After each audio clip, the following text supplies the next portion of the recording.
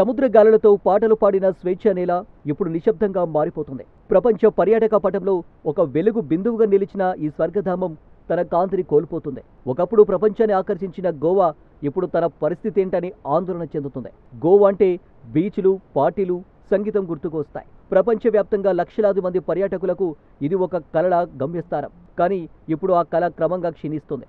ప్రత్యేకించి విదేశీ పర్యాటకులలో గోవా ఆకర్షణ తగ్గిపోతుంది. భారతదేశానికి గర్వకారణమైన ఈ స్వర్గధామం మన చేతుల్లోనే క్రమంగా దెబ్బతింటుంది. 1970-80 దశకాలలో హబ్సిల్ల తరంగం గోవాకు చేరింది. స్వేచ్ఛ, ప్రశాంతత కోరుకున్న వారు గోవాలో స్వర్గాన్ని వెతుక్కునేవారు.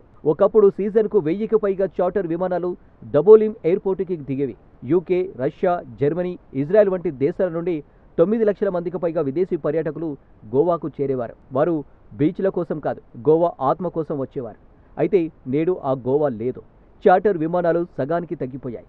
మౌలిక సదుపాయాలు పాతబడ్డాయి. విద్యుత్ కోతలు, అస్థిరమైన ఇంటర్నెట్, పెరిగిన హోటల్ ధరలు పర్యాటకులను దూరం పెడుతున్నాయి. ఓపెన్ బీచ్లు ఇప్పుడు కాంక్రీట్ కట్టడాలతో నిండిపోయాయి. ఒకప్పుడు ప్రశాంతంగా ఉన్న వాతావరణం ఇప్పుడు హడావిడిగా మారింది. పాత గోవా మిస్ అవుతున్నారని చెప్పే పర్యాటకుల సంఖ్య పెరుగుతుంది. గోవా ఇప్పుడు మారిపోతుంది. దేశీ పర్యాటకుల రద్దీ తగ్గగా విదేశీ పర్యాటకులు మాయమవుతున్నారు. ఈ విభజన గోవా ఆత్మనే పలుచను చేస్తుంది.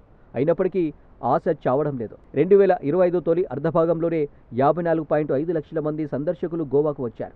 వీరిలో 2.7 లక్షల మంది విదేశీయులు ఉన్నారు. మనోహర్ అంతర్జాతీయ నూతన విమానాశ్రయం, చార్టర్ పన్ను రాయితీలు, గోవా బియాండ్ బీచ్ల ప్రచారం ఇవన్నీ పునర్జీవన ప్రయత్నాలుగా చెప్పాల్సి ఉంటుంది. కానీ గోవా తిరిగి నిలబడాలంటే మార్పు కేవలం మౌలిక సదుపాయాల్లో కాకుండా ఆత్మలో రావాలి. గోవా ప్రత్యేకత దాని జీవన శైలి, సాంస్కృతిక మేళవింపు, సంగీతం, భోజనం, సముద్ర తీరాల నిశ్శబ్దంలో ఉంటుంది. ఈ విలువలను తిరిగి ఆవిష్కరించకపోతే గోవా ఒక సాధారణ బీచ్ రిసార్ట్గా మిగిలిపోతుంది. గోవా నాడు వలస పాలనను, వాణిజ్యకరణను తట్టుకొని మీసం మెలేసింది.